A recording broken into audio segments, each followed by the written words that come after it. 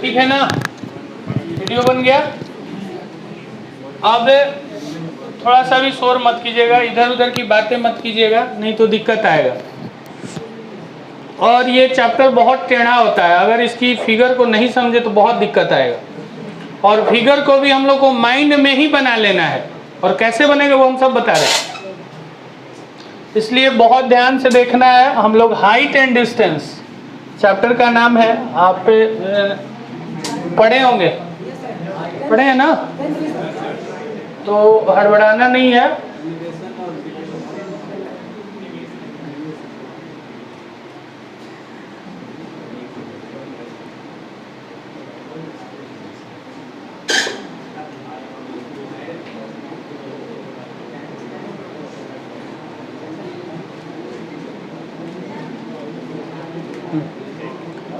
Pen लेके आई तो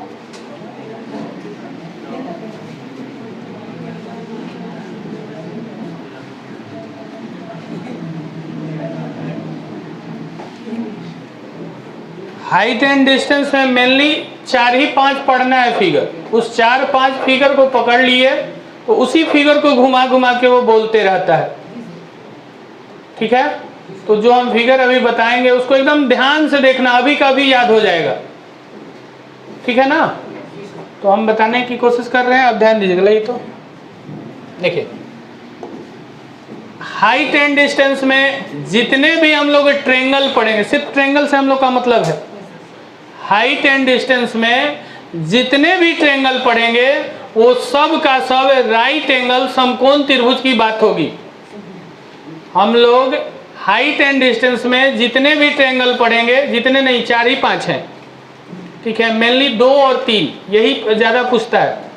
तो हाइट एंड ट्रेंगल में जितने भी ट्रेंगल पढ़ेंगे सभी का सभी राइट एंगल होगा, जिसमें से एक ये वाला देखिएगा,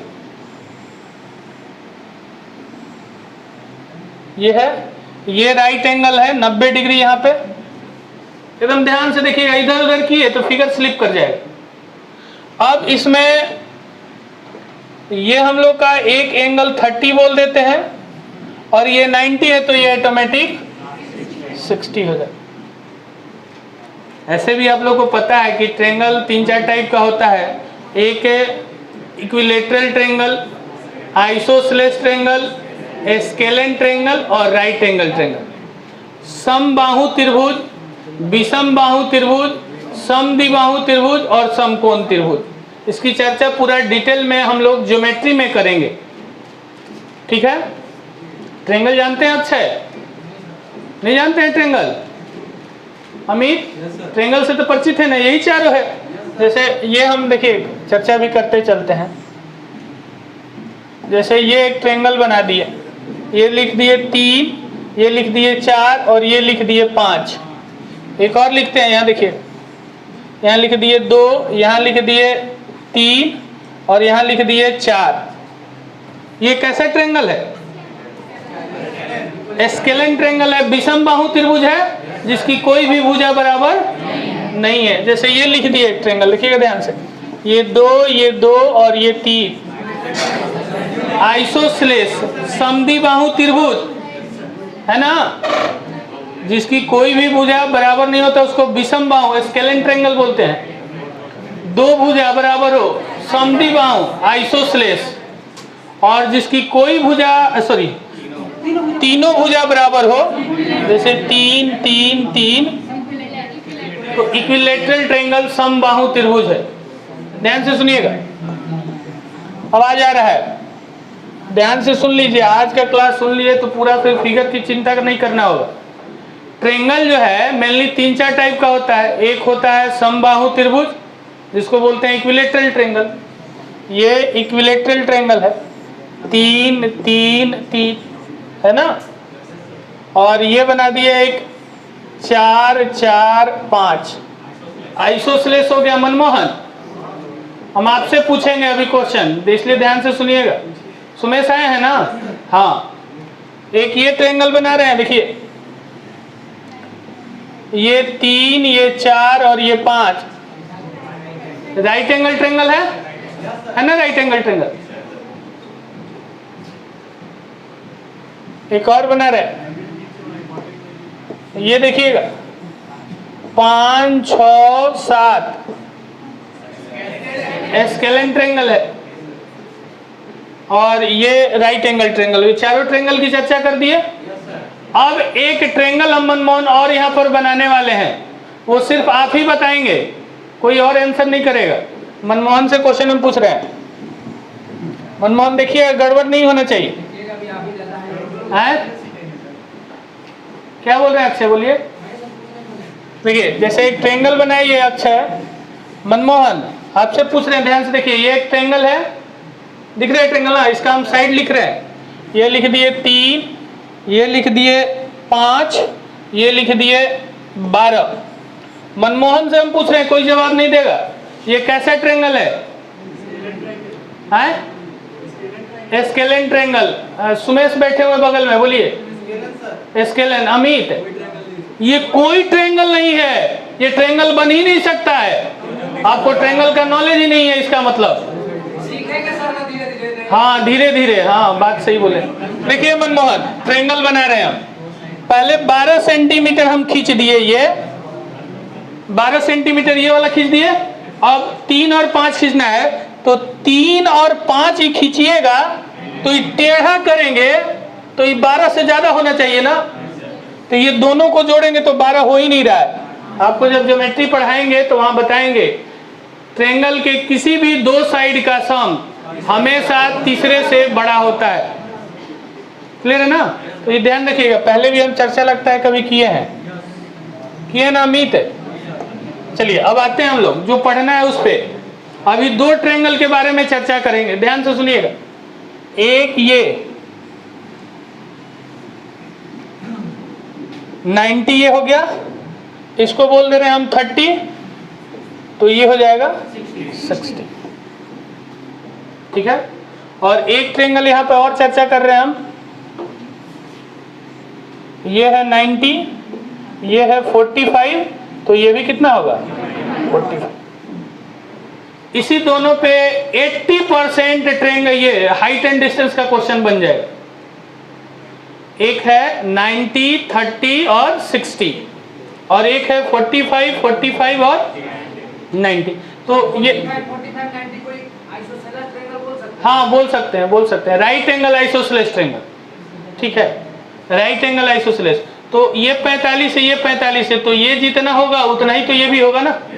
चलिए अभी इसको हटा देते हैं, क्योंकि दो एक साथ नहीं करेंगे हम लोग, बारी बारी से करेंगे।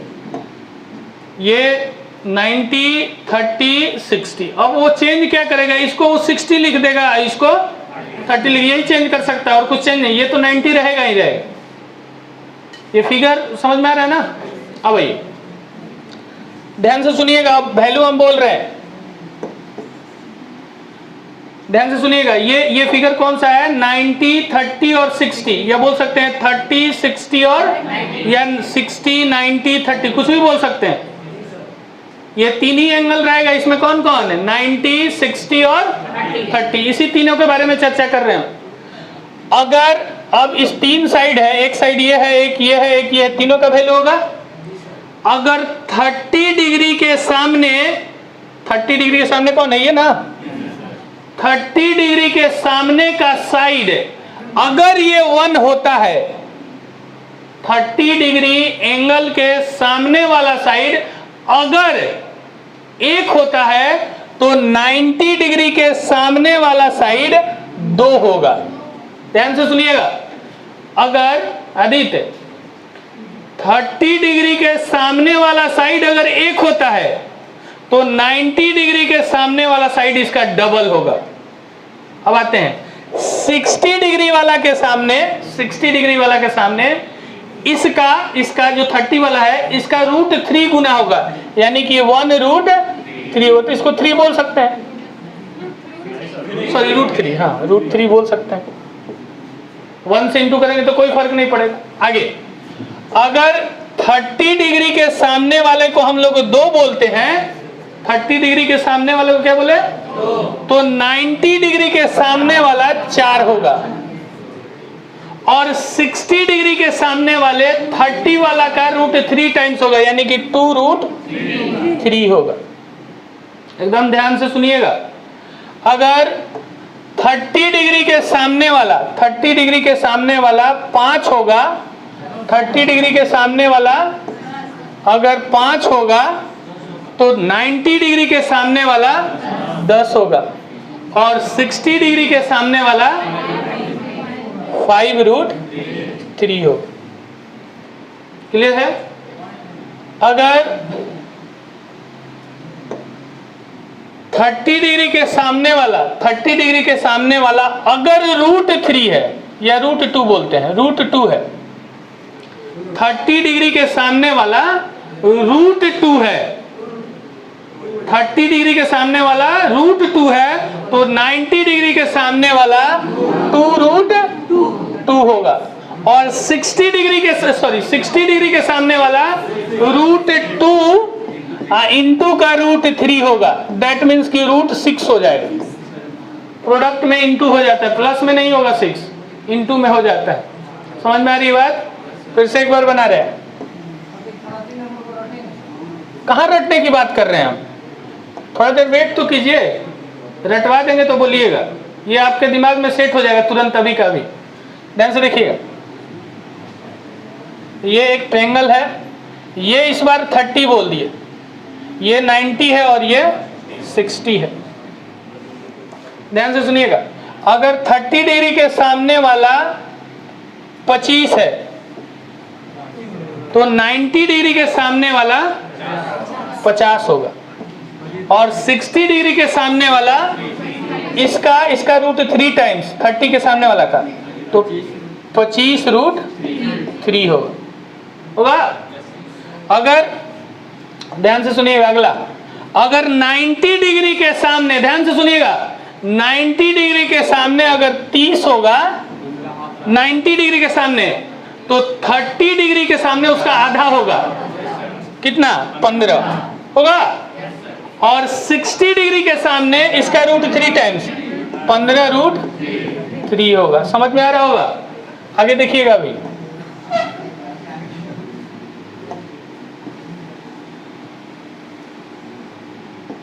ये हम लोग का 30 है, ये 60 है। अगर 60 डिग्री के सामने √3 है, √3 है, ठीक है, 2√3 देते हैं, थोड़ा सा और इजी करते हैं आपको। पहले 30 डिग्री के सामने 60 डिग्री के सामने 2√3 है तो 30 डिग्री के सामने इसमें √3 से डिवाइड कर देंगे, ये 2 हो जाएगा, इसमें √3 से डिवाइड कर देंगे तो 90 डिग्री के सामने 30 वाला का डबल, यानी कि कितना होगा? 4 होगा। जैसे एक और लिखते हैं, 60 डिग्री के सामने √3 है, √3 तो 30 डिग्री के सामने 1 हो जाएगा, होगा, √3 से डिवाइड कर देंगे तो 90 डिग्री के सामने 2 होगा। देखिए, कोई भी बच्चा अगर इसको एस्केप करने की कोशिश किया कि नहीं अरे ये छोड़ दो बाद में हम समझ लेंगे, तो उससे क्वेश्चन नहीं बनने वाला है। इसलिए ध्यान से भी देखिए, बहुत सारा एग्जांपल दे रहे हैं। जैसे देखिए, ये एक ट्रायंगल है, ये मेरा 60 है, ये 30 है तो ये ऑटोमेटिक 90 हो जाएगा। अब 90 डिग्री के सामने अगर हम बोले कि √5 है, 90 डिग्री के सामने क्या है? √5 है तो 30 डिग्री के सामने उसका आधा होगा। 90 का जो है वो 30 डिग्री उसका आधा होगा, यानी कि √5/2 होगा और 60 डिग्री के सामने 30 वाला का √3 टाइम्स होगा, यानी कि √5/2 इंटू का √3, यानी कि हो जाएगा √15/2। समझ में आ रही है बात? चलिए अब चार्ट बना लेते हैं हम लोग। ध्यान से आप देखिएगा इस बार, ये 30, ये 60 और ये 90, यहाँ पे लिख रहा है 30, 60 और 90। आवाज मत कीजिएगा, एकदम ध्यान से देख लीजिए, 10 मिनट एकदम क्लियर हो जाएगा। आवाज नहीं जा रहा है? अच्छा ठीक है। और तेज बोले। हाँ ठीक है।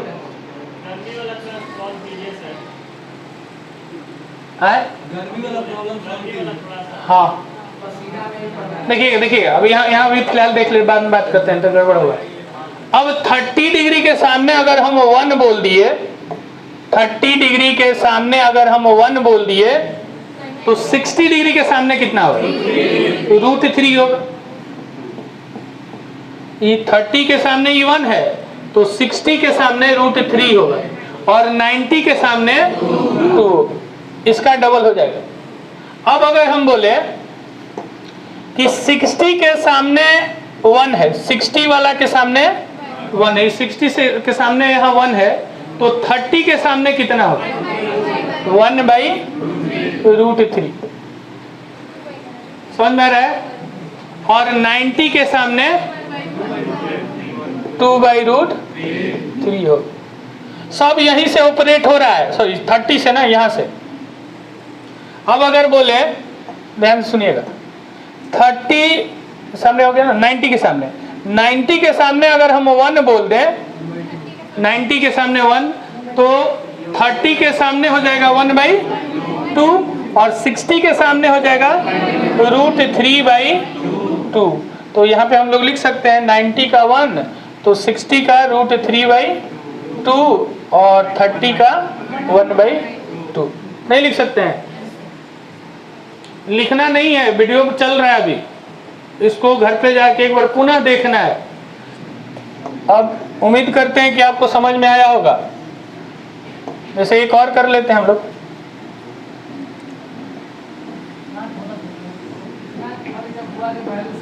हाँ हाँ हाँ सारा पाइथागोरस निकालने में, पाइथागोरस से टाइम नहीं लगता है। निकालिएगा तो रूट वाला, उसी में सारा समय खत्म हो जाएगा। देखिए ये 30 है और ये 60 है, 30 और 60। अगर हम बोले कि 90 के सामने 20 है तो 30 के सामने कितना हो जाएगा? 10 और 60 के सामने इसका √3 टाइम्स तो 10√3 हो जाएगा। अगर हम बोले कि नहीं 30 के सामने 20 है, 30 के सामने 20 है तो 90 के सामने 40 हो जाएगा और 60 के सामने 20√। अब देखिए कोई अगर बच्चा अगर ध्यान इधर उधर किया होगा ना तो उसको हौच-पौच टाइप का लग रहा है, जबकि ये हौच-पौच में एकदम क्लियर हो गया है कि 30 के सामने जो होगा वो 90 के सामने वाला उसका डबल होगा और 60 के सामने √3 टाइम्स होगा। जैसे एक और बनाते हैं, पीछे से आवाज आने लगा, आवाज मत कीजिएगा। देखिए जैसे ये एक ट्रायंगल बना है, ये बोल दिए 60, ये 90, तो आपको ये समझ जाना है कि ये 30 होगा। अब इसके लिए कि नहीं कि एक बार यहाँ 30 लिखेंगे पुनः, नहीं, और ये भी 90 है, ये भी समझ में आना है कि जितने भी हाइट एंड डिस्टेंस में पढ़ेंगे वो 90 डिग्री एक होगा ही होगा। जैसे हम बोलेंगे पोल खड़ा कर दिए तो वो 90 डिग्री पर खड़ा होगा, ऐसे टेढ़ा नहीं खड़ा कर दीजिएगा। कोई मकान खड़ा किए हुए हैं तो मान के चलना है कि वो स्ट्रेट 90 डिग्री पर खड़ा है। समझ में आ रहा है? कोई वृक्ष है तो 90 डिग्री पर खड़ा है। हाँ है क्या में खड़ा हो? हवा में। हवा में क्या खड़ा है?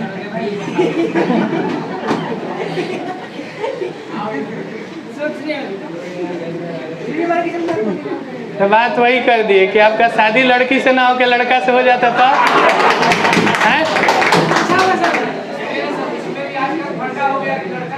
करेंगे, पक्का करेंगे लड़का से।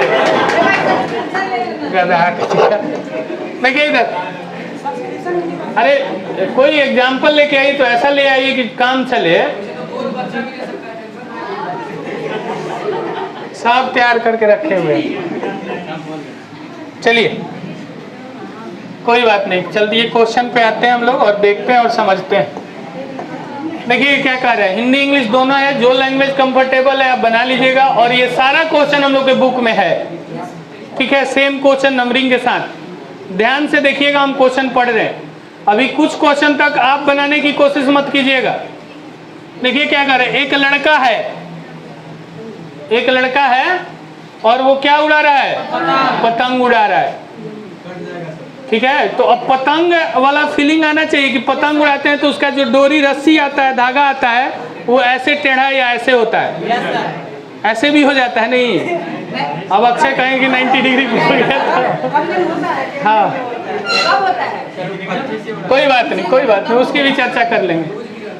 ध्यान से देखिए, एक लड़का है पतंग उड़ा रहा है, तो हम यही चीज बोलना चाह रहे हैं कि आपको फीलिंग आना चाहिए इस चीज का कि पतंग उड़ रहा है तो उसका धागा कैसे रहता है रियल में, ऐसे होगा या ज्यादा होगा तो ऐसे होगा। उसको धागा को तेज जब टाइट करते हैं तो ऊपर चढ़ने लगता है। हाँ, तो एक लड़का है पतंग उड़ा रहा है जिसकी डोरी की लंबाई 100 मीटर। अब हम यहाँ से पतंग उड़ाएंगे तो ये डोरी ऐसे ना होगा, जैसे मान लीजिए कि दीवार में हम खड़ा होकर ऐसे पतंग उड़ा रहे हैं, तो ये मेरा बेस होगा यहाँ पे, तो ये पतंग उड़ रहा है ऐसे, तो ये डोरी है, ये डोरी की लंबाई कितनी है, तो ये जो डोरी होगा वो हाइपोटेनस होगा, कर्ण होगा, जो टेढ़ा वाला होगा वो कर्ण होगा ना। तो इस चीज की फीलिंग आना चाहिए आपके अंदर, तभी बनेगा, तो फिगर बनाना पड़ेगा।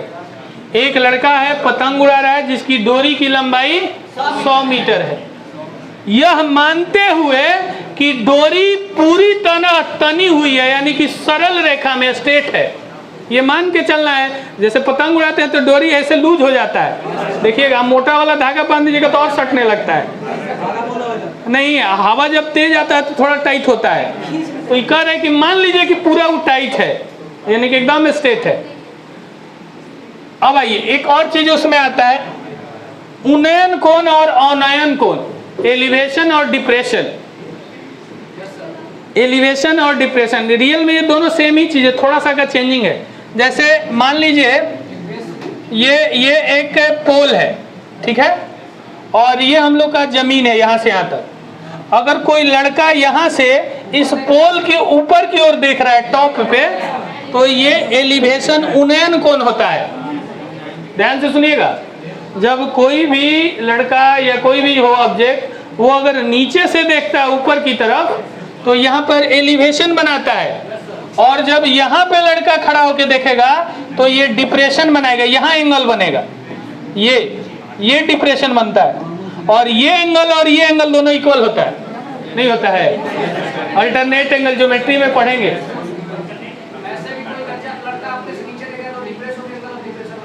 हाँ, जैसे छत पर ऊपर से आप नीचे देख रहे हैं तो डिप्रेशन है, ठीक है, लेकिन उसका जो एंगल डिप्रेशन का बनेगा, ये वाला मत बना लीजिएगा, ये नीचे वाला बेस के पैरेलल होगा, ठीक है। तो एलिवेशन जो उन्नयन कोण बनता है वो नीचे से ऊपर की तरफ बनता है और डिप्रेशन ऊपर से नीचे की तरफ, लेकिन ये एंगल ध्यान रखिएगा, ये वाला एंगल मत बना लीजिएगा। और ये दोनों क्या होता है, इक्वल होता है। चलिए कोई बात नहीं। अब आइए, अभी तक हम लोग कुछ भी नहीं किए हैं, जो क्वेश्चन है उसको रीड कर रहे हैं हम, कि एक लड़का है पतंग उड़ा रहा है, उसकी डोरी की लंबाई 100 मीटर है और डोरी टाइट है पूरी तरह से।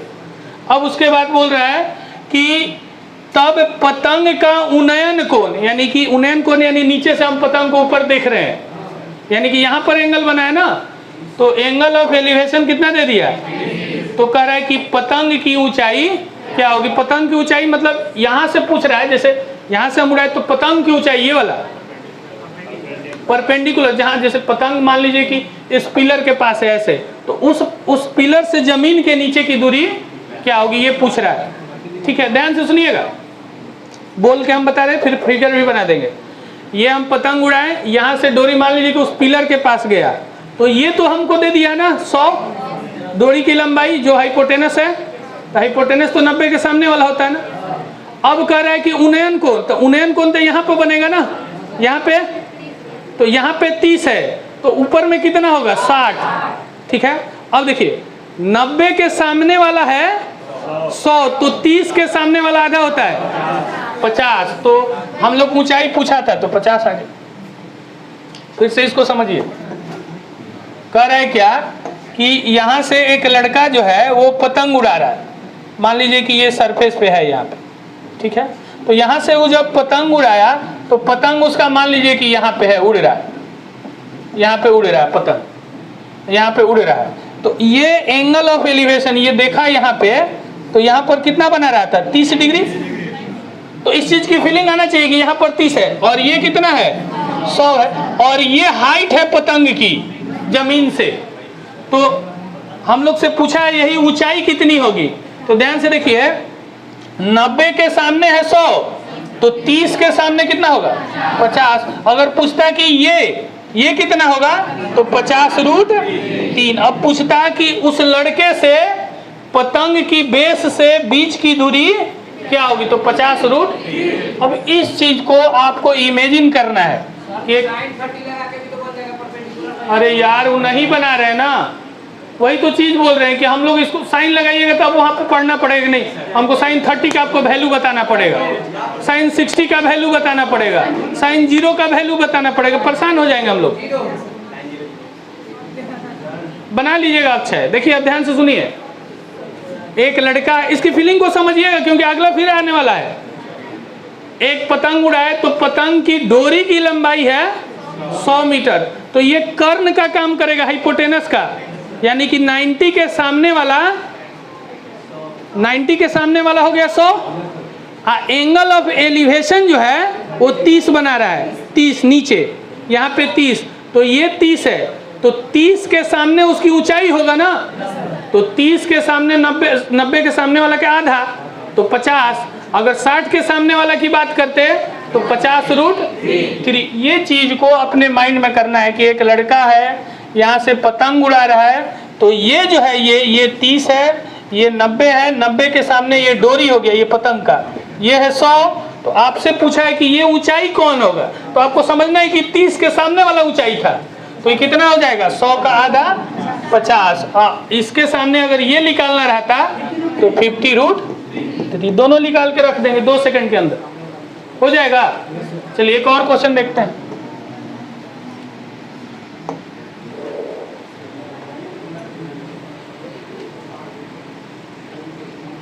देखिए कह रहा है क्या कि एक सर्कस कलाकार, सर्कस वाला कलाकार है, देखे होंगे, एक रस्सी पर चलता है, वो रस्सी पर चलता है, जो एक ऊर्ध्वाधर खड़े खंभे के ऊपर ऊपरी छोर तथा जमीन के बीच बंधी हुई है। ये क्या है, ये कि एक खंभा है ऊर्ध्वाधर खड़ा, ऊर्ध्वाधर का मतलब परपेंडिकुलर एक खंभा खड़ा है, मान लीजिए कि यही खंभा है सामने, और एक उसके टॉप से बोला है ना कि ऊपरी छोर से, किसके, खंभा के ऊपरी छोर से, और जमीन के बीच में बांधा हुआ है ऊपर से लेकर यहाँ तक, और कह रहा है कि इसी पर वो चल रहा है रस्सी पे। तो रस्सी किसका काम करेगा, हाइपोटेनस का, कर्ण का, रस्सी पे चल रहा है। अब कह रहे जो पूरी तरह से तनी हुई, नहीं भी बोलेगा तो हम मान के चलेंगे कि तना हुआ है, ये बोल रहा है लेकिन नहीं भी बोल सकता है। सरल रेखा में जिसकी लंबाई, किसकी लंबाई, रस्सी की लंबाई है 20, तथा रस्सी का जमीन के साथ, जमीन तो यहाँ नीचे है ना, रस्सी का जमीन के साथ 30 डिग्री का कोण बनाता है। तो खंबे की ऊंचाई, तो रस्सी 90 के सामने वाला है 20, तो 30 के सामने वाला होगा 10। अब 60 के सामने वाला पूछता है तो 10√3। देखिए इसको फिगर बनाते हैं। अब इसमें क्या नक्शा है, साइन कॉस टैन कुछ भी नहीं लगा रहे हैं, सीधे आंसर की तरफ रुख कर रहे हैं हम लोग। देखिए क्या है, एक यहाँ पे खंबा गाड़ दिया, ये जमीन हो गया। अब इस पे जमीन से और इस खंबा से रस्सी बांध दिया, और इसी पर सर्कस चल रहा है, वो जो सर्कस दिखा रहा है इसी पे चल रहा है, और इसकी लंबाई दे दिया है 20 मीटर। और ये बोल रहा है कि यहाँ देखिए जो पूरी तरह टाइट है यहाँ ना, ये तथा रस्सी, ये वाला रस्सी और जमीन के साथ ये जमीन है और ये रस्सी है, इसके साथ का एंगल कितना है 30 है। तो 90 के सामने हो गया 20, तो 30 के सामने हो जाएगा 10, तो 60 के सामने हो जाएगा 10√3। तो वो आपसे पूछता कि उस जो यहाँ से ये जो जमीन पे गड़ा हुआ था वहां से और इस खंबे की बीच की दूरी क्या होगी, तो 10√3 हो जाएगा। नहीं बनेगा, चलिए अगला देखते हैं।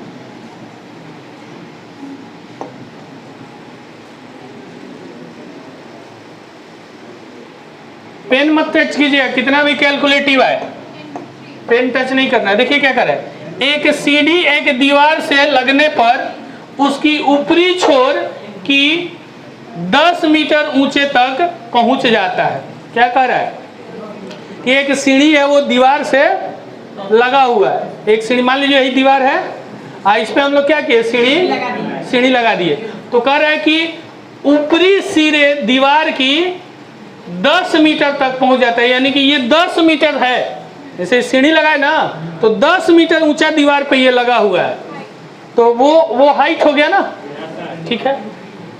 तथा सीढ़ी की समतल के साथ, ये जो सीढ़ी है यहाँ पर सीढ़ी, ये समतल के साथ ये 30 डिग्री का बना रहा है, यानी कि 30 के सामने हो गया कितना, 10।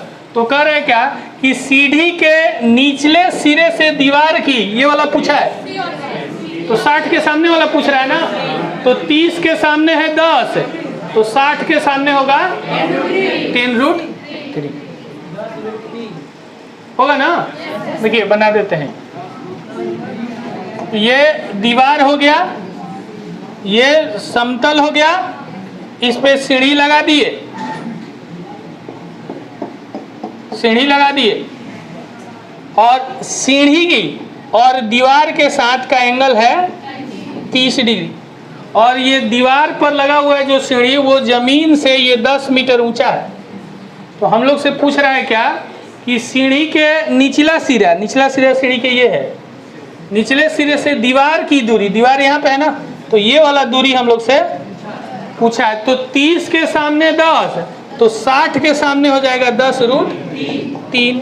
अगर पूछता कि सीढ़ी की लंबाई क्या होगी तो 20, जो पूछेगा वो बता देंगे। आ रहा है सबको समझ में? चलिए आगे बढ़ते हैं।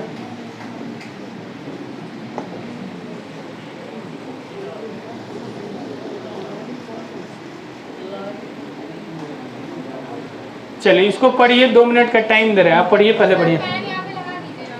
हाँ थोड़ा सा घुमा दीजिए। आ रहा है?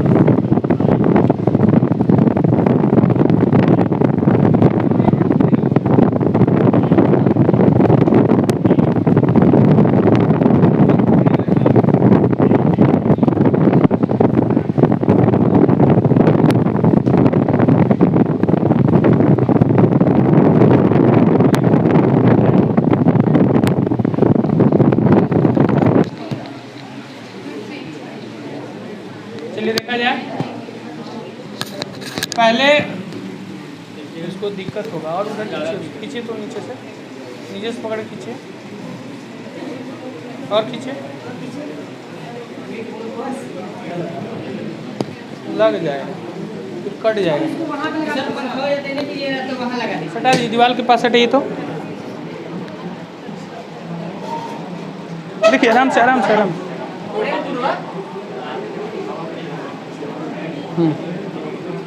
चलिए ठीक है, देखिएगा, आवाज मत कीजिए, देखिए ध्यान से। एक खंभा है, खंभा तो देखे ही है, क्षैतिज धरातल पर ऊर्ध्वाधर खड़ा, ऊर्ध्वाधर का मतलब लंबवत, एकदम सीधा खड़ा है, समतल है, बराबर है, उस पर परपेंडिकुलर ये खड़ा है। कौन खड़ा है? खंभा, जिसकी ऊपरी छोर किसकी? खंभा का। क्षैतिज धरातल पर मौजूद कोई बिंदु है, ये खंभा हो गया, इसकी ऊपरी छोर हो गया, और समतल पे धरातल पे जमीन पे कोई एक बिंदु है, तो नीचे बिंदु होगा ना, नीचे बिंदु पर एक रस्सी द्वारा बांधा हुआ, यानी कि ये खंभा है, यहाँ से रस्सी लिया और बांध दिए। समझ में आ रही है बात? अब क्या कर रहा है, जिसकी लंबाई 12 रूट 12 को हम लोग लिख सकते हैं 4 × 3, तो ये लिख सकते हैं 2√3, तो इसको हम लोग बोल सकते हैं 2√3, बोल सकते हैं ना। ध्यान से एकदम समझिएगा, एक खंभा है, उस खंभे के टॉप से जमीन पे एक पॉइंट से इस पे रस्सी जो बांधा गया है उसकी लंबाई कितनी है? 2√2, यानी कि कर्ण की बात कर रहा है, हाइपोटेनस की 2√2 है, 2√3 है, सॉरी 2√3 है। अब रस्सी द्वारा क्षैतिज धरातल के साथ बनाया गया कोण कितना है? अब रस्सी है, ये धरातल है, तो यहाँ पर वो 30 डिग्री का कोण बना है, तो खंभा की ऊंचाई बता रहा है ये, तो हम लोग का ये जो दिया हाइपोटेनस ना, तो हाइपोटेनस है 2√3, तो 30 के सामने वाला हो जाएगा आधा, 30 के सामने वाला हो जाएगा, यानी कि √3 ना, तो यही तो पूछ रहे हैं हम लोग से, √3 आधा कैसे? देखिए हम बना देते हैं। देखिए कोई बात नहीं, अभी हो सकता है स्टार्टिंग में आपको फिगर समझने में दिक्कत आ रहा हो, लेकिन क्लियर हो जाएगा। देखिए तो ये एक खंभा है, ठीक है, इस खंभे के टॉप से इस जमीन के धरातल पर कोई पॉइंट है, और ये जो है लंबाई, ये दिया है 2√3, ये √12 का मतलब है 2√। अब कह रहा है कि यहाँ पर वो 30 डिग्री है, तो 90 के सामने है 2√3, तो 30 के सामने इसका आधा होता है, तो 30 के सामने हो जाएगा ये √3, तो यही तो ऊंचाई है खंबे के ना, तो ये हो जाएगा √3। अगर पूछता है ये वाला कि जमीन से खंबा कितनी दूरी पर है, तो ये हो जाएगा √3 × का √3, दैट मीन्स कितना आ जाता? 3 आता। पीछे विवेक ध्यान दीजिए, इधर एक चीज और बताते हैं, इससे फास्ट अब कोई भी विधि नहीं है, आप जाके देख लीजिएगा, लेकिन इसको इमेजिन करना सीख जाइएगा तब कि माइंड में फिगर कैसे बनेगा। 4 ही 5 फिगर है, उसी चीज को घुमा घुमा के देगा। जैसे अगला क्वेश्चन देखते हैं, है? तो पूछा हुआ क्वेश्चन बता रहे हैं, आपको क्या लग रहा है? आप साइन कॉस लगाइएगा तो पता चलेगा। चलिए बनाइए, तो बनाइए।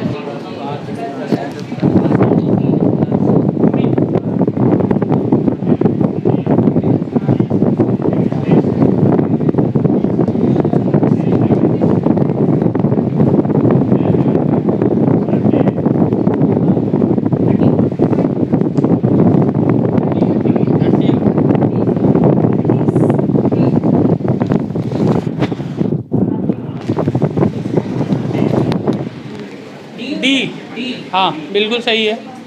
चलिए देखिए क्या है कि एक सीढ़ी दीवार के साथ लगी हुई है, तो आपको सीढ़ी भी दिख रहा है, यहाँ से ऐसे लगा हुआ होगा, दीवार भी दिख रहा है, जिसकी ऊंचाई किसकी? दीवार की। दीवार ये दीवार की ऊंचाई है 5 मीटर,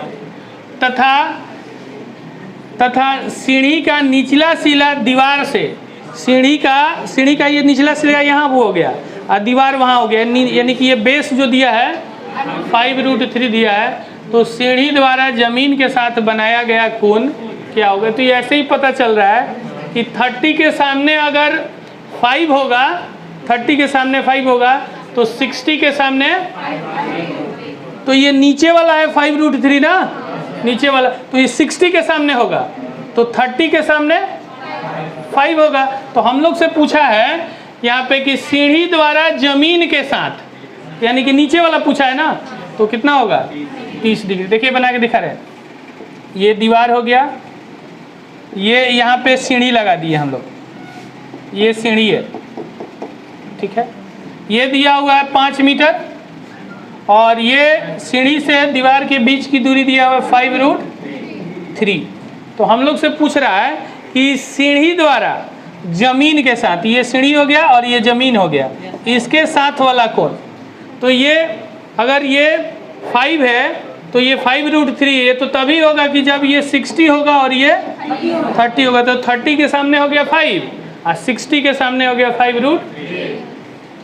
समझ में आ रहा है बात? अगर पूछता कि ये वैल्यू क्या होगी सीढ़ी की लंबाई, तो 10 बोल देते। एंगल भी निकाल दिए। अगर पूछता कि दीवार के साथ और सीढ़ी के साथ कितना एंगल बनेगा, तो 60। सीढ़ी के साथ और जमीन के साथ कितना बनेगा 30। सीढ़ी की लंबाई कितनी होगी, तो 30 के सामने 10 कर देंगे। क्लियर है? चलिए आगे बढ़ते हैं।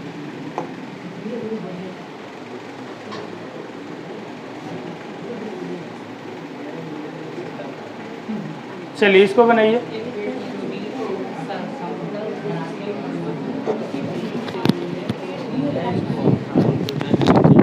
ऊंचाई 18 मीटर।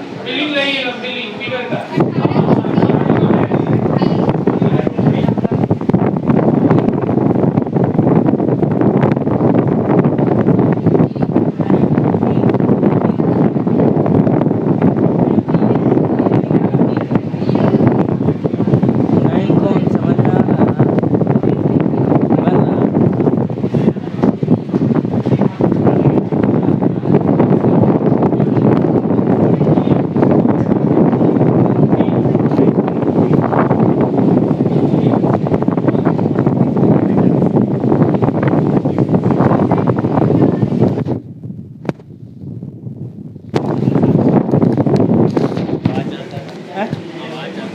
हाँ। चलिए देखिएगा, क्वेश्चन है कि एक पेड़ है और उस पेड़ की चोटी मतलब कि टॉप, पेड़ यहाँ मान लीजिए कि ये पेड़ खड़ा कर दिया हम लोग और उसका ऊपर वाला टॉप समतल धरातल पर मौजूद बिंदु से उन्नयन कोण 30 बनाता है। ये पेड़ हो गया और उसके टॉप से जमीन पे यहाँ 30 डिग्री का कोण बना रहा है। तो ऊपर 60 का बनेगा, वहाँ यहाँ 30 का, तो ऊपर कितना बनेगा और उस कॉर्नर में 90 का। अब आते हैं पेड़ की ऊंचाई, यानी कि 30 के सामने दिया हुआ 18 ना, 30 के सामने 18, तो पेड़ और जड़ के बीच की दूरी, पेड़ से उस बिंदु की, यानी कि ये वाले बिंदु के, उस दीवार से यहाँ का, तो 30 के सामने है 18, तो 60 के सामने होगा 18√3। अब 3√2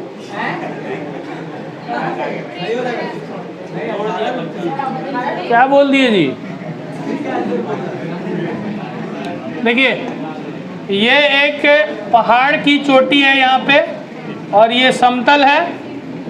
यहाँ से किसी पॉइंट पे 30 डिग्री का कोण बना रहा है और इस पेड़ की ऊंचाई जो है, चोटी की ऊंचाई 18 मीटर। ये 30 है तो ये ऑटोमेटिक समझ में आ रहा है कि 60 है। तो 30 के सामने 18, तो 60 के सामने होगा 18√3। और हम लोग से पूछा था कि पेड़ की ये बेस और ये इस दोनों की बीच की दूरी, तो 18। अब ये पूछता कि ये वाली लंबाई कितनी होगी, तो 18 का डबल ही हो जाता 36 बन जाएगा अमित।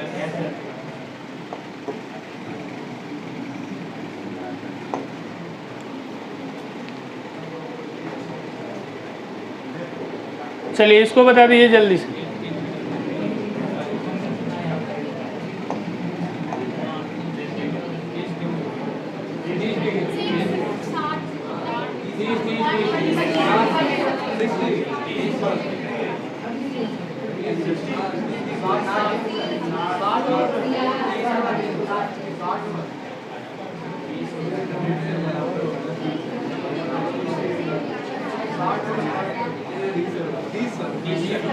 अच्छा एक चीज ध्यान दीजिए, ये किसका उन्नयन कोण बोला एलिवेशन?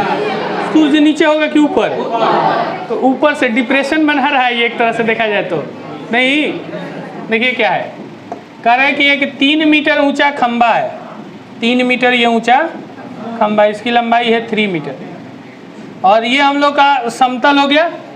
तो सूर्य का जो उन्नयन कोण बनता है, सूर्य तो ऊपर होता है ना, तो ऊपर से यहाँ से वो लाइट मारता होगा, तो लाइट मारता होगा तो यहाँ टॉप पे जाता होगा, ऐसे यहाँ पे आता होगा, इधर तो परछाई बनेगा ही नहीं ना उसका, ये यहाँ से ऐसे आएगा, क्रॉस करके आएगा।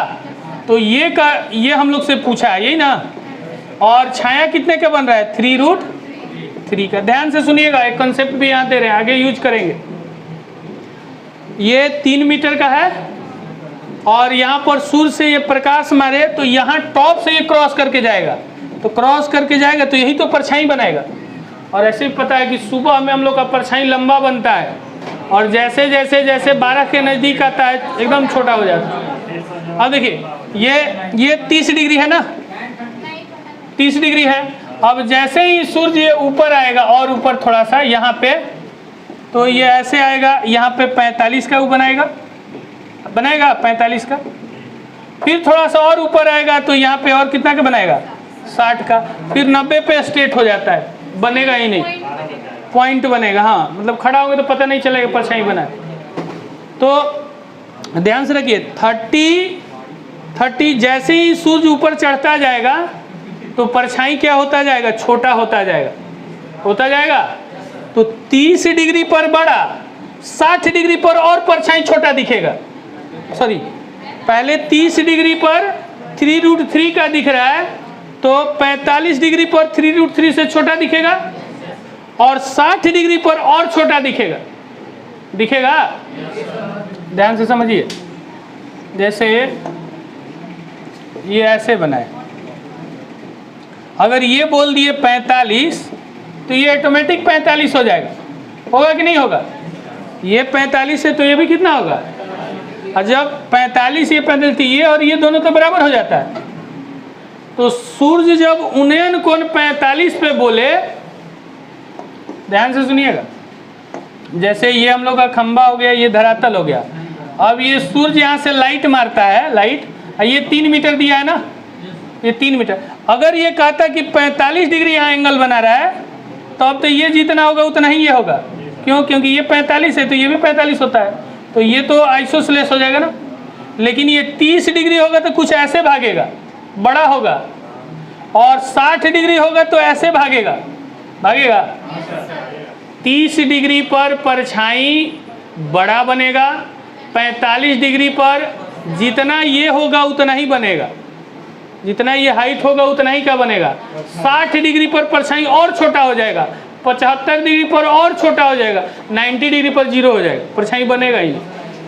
और जैसे जैसे 1 डिग्री अब लेंगे तो 1 डिग्री बहुत दूर भाग जाएगा। समझ में आ रहा है बात? तो ये हम लोग से क्वेश्चन बोला है कि एक पेड़ की ऊंचाई 3 मीटर है, खंबे की ऊंचाई, और उसकी छाया है 3√3। ये वाला 3√3 है, ये वाला 3√3 है, ये 3 है। ये 3√3 कब होगा? जब 30 होगा, 30 होगा तभी ना होगा। ध्यान से सुनिए, ये है, यहाँ से सूर्य फोकस मारा तो ये 3 है और ये 3√3 है। तो अगर ये 3 होता, डायरेक्ट हम बता रहे हैं, अब इस पे लॉजिक मत लगाने लगे अलग से। ये 3 है, ये 3 कब होता? जब 45 डिग्री बनाता, यानी कि ये जितना होता उतना ही ये होता, लेकिन ये तो बड़ा है ना, यानी कि 45 से कम होगा, तो 45 से कम एक वो है, आंसर था। ऐसे भी 30, 45 और 60 और 90, यही 3 गो तो है, ही 4 गो। अब अगर ये 3 से छोटा आ जाता, 3 आता तब तो 45 हो जाता, 3 मीटर के परछाई होता। यानी कि जैसे 45 डिग्री का सूर्य हम लोग के साथ जब एंगल बनाता है ना, तो हम लोग का परछाई बराबर हो जाता है, जितना लंबा हम होते हैं उतना ही होता है। समझिए, इसको आगे यूज करेंगे। जितनी लंबाई मेरी है उतना ही लंबाई की परछाई बन रहा है, दैट मीन्स कि 45 डिग्री का कोण है। जितना लंबा हम हैं उतना ही लंबा परछाई बन रहा है। दैट मीन्स कि 45 डिग्री एंगल बन रहा है। लेकिन मेरे से अगर लंबा परछाई बन रहा है तो 30 डिग्री से 45 डिग्री से छोटा होगा। अगर मेरे से छोटा परछाई बन रहा है तो 45 डिग्री से बड़ा, तो 45 डिग्री से बड़ा 60 डिग्री पे आएंगे। समझ में आ रहा है? और ऐसे भी आप क्लियर कीजिए कि ये 3 और ये 3√3 है तो ये 60 है तो ये 30 होगा। नहीं, क्लियर है ये? चलिए आगे बढ़ते हैं।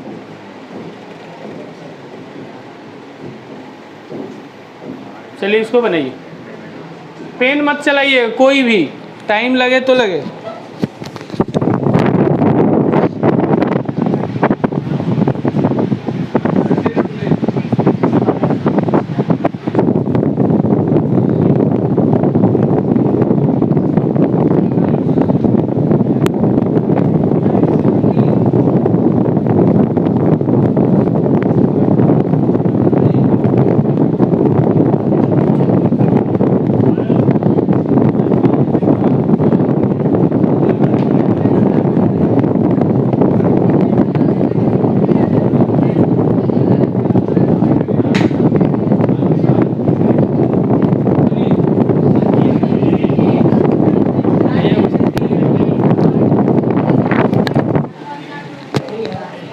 ये सोचने में हो सकता है अभी फिगर इधर उधर छटके, इसको छटकने नहीं देना है, पकड़ना है। घर पे बैठ के इसको बनाइएगा, फिगर को जूम कीजिएगा। देखिए क्या कर रहा है, एक प्रकाश स्तंभ है, लैंप जो लगा रहता है रोड पे, पोल पे नहीं, स्ट्रीट लाइट लगा हुआ रहता है, तो वही है। हाँ, लाइट हाउस रहता है। चलिए फीलिंग लेना है दीपक, फीलिंग लेते रहिएगा।